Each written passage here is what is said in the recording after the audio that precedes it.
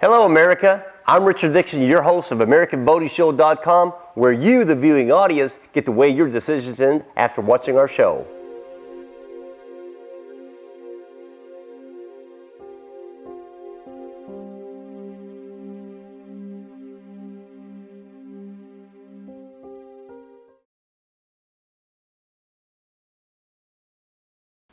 On this week's show, we're going to talk about FICO, or what is known as credit scores, on people's credit reports.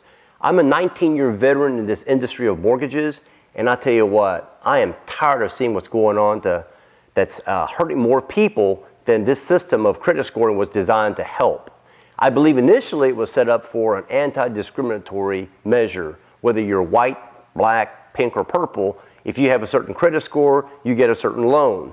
Now, because the fallacies in the system of the method of credit scoring is actually discriminating more people than I believe that it was actually designed to help.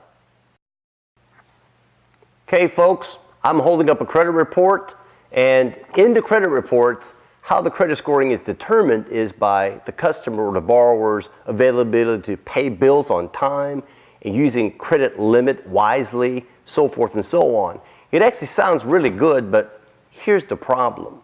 In a credit report, you have the name of a borrower and their address and social security number and so forth and their place of employment. However, due to the fact of the Privacy Act, and secondly, because the identity theft epidemic is still at an all-time high, you cannot disclose a person's income against the debts that are reported on the credit bureau. Second part of the problem is that they're assets of the borrower. I mean, I'll give you an example. If somebody had $500,000 of debt between mortgages and car payments, you think, oh my gosh, this guy's in debt. In actuality, he could have $5 million in assets. So it doesn't look good. The credit report doesn't paint what I call the complete picture. It doesn't measure people's income against their monthly obligations. And secondly, it doesn't measure their debts overall, their assets. I mean, a friend of mine tried to fix me up with a girl one time, and I said, well, good, give me a picture. Let me see a picture of this girl. And only thing I got was a third of a picture, which was like from the knee down, you know. I need to see the complete picture before making a decision. And that's, again, one of the reasons and problems of the credit report. It doesn't paint the complete picture. How can you determine a credit score by only looking at a third of the picture, which is only your debts that are on a credit report? As you may very well know, back several years ago, some geniuses in this lending industry decided to give people mortgage loans just based on credit scores. They had a 700 credit scores, no need to check income or anything else, bam, they gave them a loan. Now, we all know the outcome of what happened there. So my question again now is that since the lending industry learned a painful lesson that you can't just give people mortgage loans based on credit scores, why are they still imposing the credit scores for all consumers? Here's my suggestion. Abolish FICO scores altogether. Go back to the basics of a person making a lending decision, looks at the borrower, job time, pay history on their credit report, and availability to repay the debt. I mean, this is what needs to happen. Go back to the basics. I mean, I could even train a chimpanzee how to read a credit report. What? You don't believe me? Well, what's this? Come on. Now, if I can train a fish how to jump out of water by a snap of a finger, I can most certainly train a chimpanzee how to read a credit report. It's real simple. Abolish FICO scores or abolish FICO scores. Now, I don't know what genius thought of this idea and what laboratory animals that they tried this exercise on, but they somehow got Congress to pass this bill several years ago where they're able to charge consumers, drivers, homeowners, renters, insurance, whatnot, based on credit scores. So this gives an opportunity for the insurance companies to be able to charge a higher premium for a person that may have never had a car wreck or a speeding ticket. Folks, look, it's real simple. The system of lending, the system of insurance has found a way, a clever disguise, okay? It's the biggest scam ever of being able to charge you and me higher premiums, higher costs, and just not naming it discrimination. Because this measure is discriminating a lot more masses of people.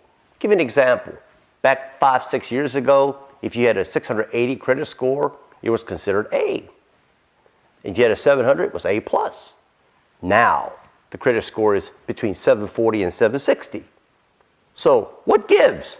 I mean, all they got to do is just keep raising the scores to keep you at a B, B-. I mean, before long, we may be at 1,000 points you need for a good credit score. I don't know about you folks. This kind of stuff, being a loan officer, really stresses me out. So I went out to you, America, to see what your thoughts were.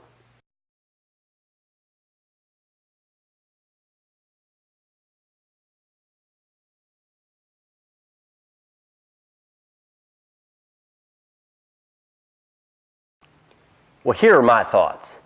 I'm a human being. I eat, breathe, sleep, go to the bathroom every day. Don't treat me like a number. I mean, we've got a government office that doesn't have a balanced budget, doesn't know how to. What's their score?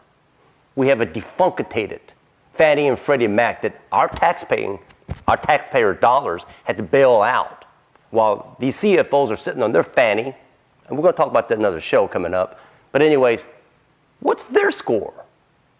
I mean, the insurance and the banking systems that our tax dollars had to bail out several years ago, I hate to see their scores.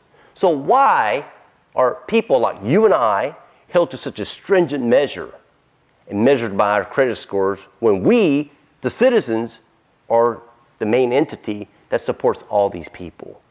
Now, don't you feel discriminated against? I do.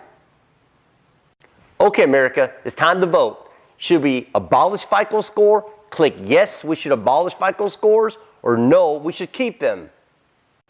By the way, if you have another show topic matter that I should be presenting on this show, send me an email. It's located at the bottom of your screen, and I'll be more than happy to respond to it. And just a few weeks ago, I got an email from a viewer that says, hey, what's the point of voting? I mean, again, let me explain. This is an exercise. The tally counts that we gather. My vote, your vote alone is not enough. We need to group this as many as we can get, hundreds of thousands to millions.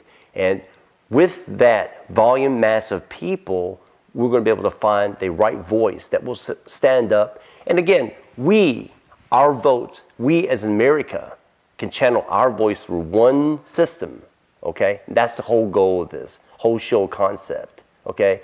It's not really a show to entertain. Hopefully it does a little. It teaches you something. But again, we need to find a way to get our message across because the system we have in place now is not working. Okay, America, if you want your voices to be heard, click that mouse. And until next week's show, I'm Richard Dixon, your host of AmericanVotingShow.com, and I'll see you then.